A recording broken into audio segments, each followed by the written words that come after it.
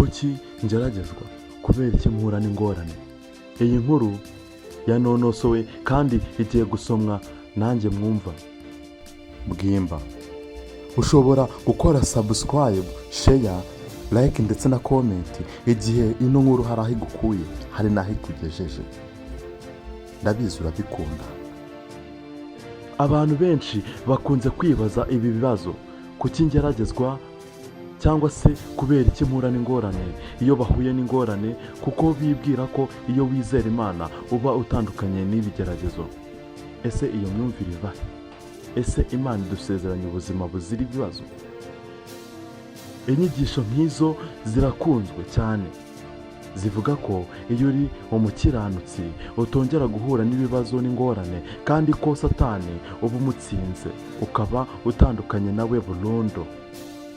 Ku ruhande rumwe nibyo, ariko ku rundi ruhande nagira ngo mubwire ko gukizwa, kuba umukiranutsi, ari igikorwa cyo gutangiza urundi rugamba hagati yawe n'umwanzi Satani. Iyo ni intambara iri hagati y'icyiza n'ikibi, hagati y'umucyo n'umwijima. Yohana igice cya 1:5.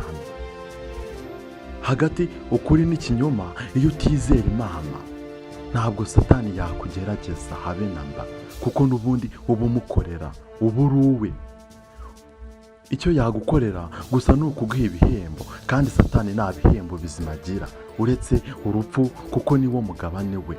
Yohana ibice 10:10. Hahirwa umuntu wihanganira ibimugerageza, kuko namara kwemera azahabwa ikamba ry'ubugingo. Iryo Imana yasezeranyije abayikunda. Yakobo igice 1:12. Mu yandi magambo, umukristo utageragezwa ntabwo ashobora kwemerwa, kuko na Aburahamu sekuruza wo kwizera nawe yabanje kugeragezwa, kugeza ubwo yasabwe gutanga umwana we rukumbi yari yarabyaye mu busaza bwe. Kwizera niko kwatumye Aburahamu atamba Isaka ubwo yageragezwaga. Kandi dore uwasezeranyijwe ibyasezeranyijwe yari agiye gutamba umwana we w'ikinege, uwo yabwiye ibye ngo kuri Isaka niho urubyaro ruzakwitirirwa, kuko yibwiye yuko Imana ibasha ndetse kuzura n'abapfuye. Nicyo cyatumye amugarurirwa nk'uzutse. Abaheburayo ibice 11:17 kugeza kwa 18. Ibigeragezo ni kimwe mu bikoresho Imana yifashisha ngo imenye ko kwizera kwacu gushikamye. Erega n'ubundi ubutwari si amagambo gusa, ahubwo ni ibikorwa. Gukiranuka ntibizanwa no kwitwa umukiranutsi gusa, oya. Nk'uko izahabu igeragezwa mu muriro, ni nako umukiranutsi acishwa mu ruganda. None se hari umuntu wakwirata ubutwari bw'urugamba atararwana? Bene ubwo butwari buzwi muri filime gusa cyangwa mu ikinamico gusa, kuko byombi byifashishwa amakuru n'amashusho nk'abya nkuru. Kubizera, ibigeragezo bishobora kuba ishuri ry'Imana, nk'uko umwarimu ashobora gutanga ibizamini kugira ngo amenye urwego abanyeshuri be bahagazeho.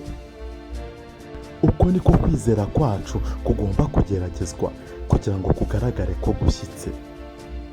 Yakobo igice cya 1:3 kugeza ku 4. Iyo urimo kugeragezwa uba uri mu mwanya mwiza wo kugaragariza Imana ko washikamye mu byo wizeye. Ntabwo ari umwanya wo kwivovotera Imana no kwibaza ngo kuki ibi byambayeho, kuki ntafite ibyo kurya, kuki banyirukanye mu nzu, kuki banyirukanye ku kazi, kuki ntafite amafaranga y'ishuri, kuki kubera iki? Ndagira ngo nkubwire ko nk'uko umwarimu agenzura cyane ndetse akita ku banyeshuri be mu bihe byo kubaha ibizamini, ari nako Imana itwitaho cyane kurusha ikindi gihe cyose, kugira ngo irebe uko twitwara muri ibyo bihe by'amage tuba twinjiyemo ku mpamvu zayo z'ubumana. Ndagira ngo mbabwire ko ahariho Imana izamurira abantu bayo ikabashyira mu kindi cyiciro. Nk'uko Aburahamu amaze kugaragaza kwizera kwe, yahawe izina ryo kwitwa sekuruza w'abizera. urugero rwiza twese tuzi ni uko mwarimu nawe yimurira umunyeshuri we akamushyira mu kindi cyiciro cyangwa mu wundi mwaka mu gihe bigaragaye ko amasomo yigishijwe yayamenye neza. Igihe turi mu bigeragezo kandi nanone nicyo gihe Imana iba yitegura kuza kudutabara.